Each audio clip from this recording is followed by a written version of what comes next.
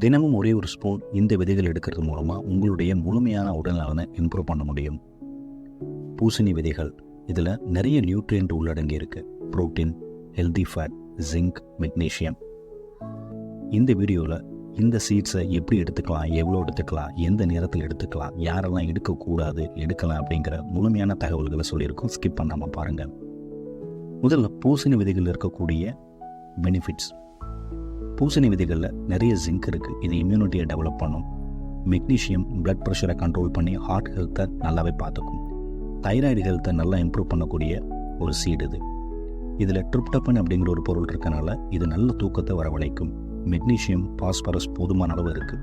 இது உங்களுடைய போன் ஹெல்த்தை நல்லாவே இம்ப்ரூவ் பண்ணும். கூடவே ஹேர் ஃபாலை கண்ட்ரோல் பண்ணி ஸ்கின் ஹெல்த்தை நல்லா இம்ப்ரூவ் பண்ணும். வெயிட் கண்ட்ரோலுக்கு இது ரொம்ப ஒரு முக்கியமான சீடு. எப்படி எடுத்துக்கலான்னு பார்த்தீங்கன்னா, இதை முழுமையாக அப்படியே எடுத்துக்கலாம், இல்லைன்னா ரோஸ்ட் பண்ணியும் சாப்பிடலாம். அதிகமாக சால்ட் சேர்க்காமல் சாப்பிடணும்.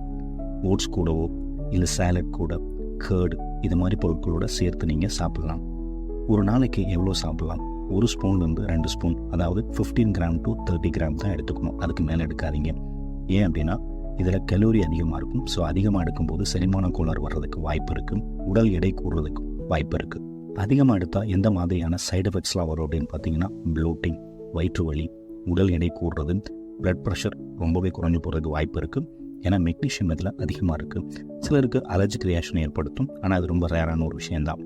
இன்ட்ராக்ஷன் யாரெல்லாம் ரொம்ப கேர்ஃபுல்லாக எடுத்துக்கணும்னு பார்த்தீங்கன்னா, பிளட் ப்ரெஷர் ரொம்ப லோவாக இருக்கிறவங்க, டையூரிட்டிக் மெடிசின்ஸ், பிபி மெடிசன் எடுக்கிறவங்க, சீட் அலர்ஜி இருக்கிறவங்க, டைஜஷனில் ப்ராப்ளம் இருக்கிறவங்கெல்லாம் குறைவான அளவில் எடுத்துக்கிறது ரொம்பவே நல்லது. எந்த டைமில் இது எடுத்துக்கிட்டால் ரொம்ப நல்லது அப்படின்னு பார்த்தீங்கன்னா, மார்னிங் அல்லது ஈவினிங் ஸ்நாக்காக எடுத்துக்கலாம். தூங்குறதுக்கு முன்னாடி எடுத்துக்கலாம். நல்ல தூக்கத்தை வரவழைக்கும். பம்கின் சீட் அப்படிங்கிறது ஒரு உணவு மாதிரி தான். ஸோ தினமும் உங்கள் உணவுக்கு அப்புறம் 1 ஸ்பூன் எடுத்துக்கிறது உங்களுடைய ஹார்ட் ஹெல்த்தை நல்லா பார்த்துக்கும், நல்ல தூக்கத்தை வரவழைக்கும், நல்ல இம்யூனிட்டியை டெவலப் பண்ணும். இந்த வீடியோ பிடிச்சிருந்தால் ஷேர் பண்ணுங்கள், சப்ஸ்கிரைப் பண்ணுங்கள். தேங்க்யூ.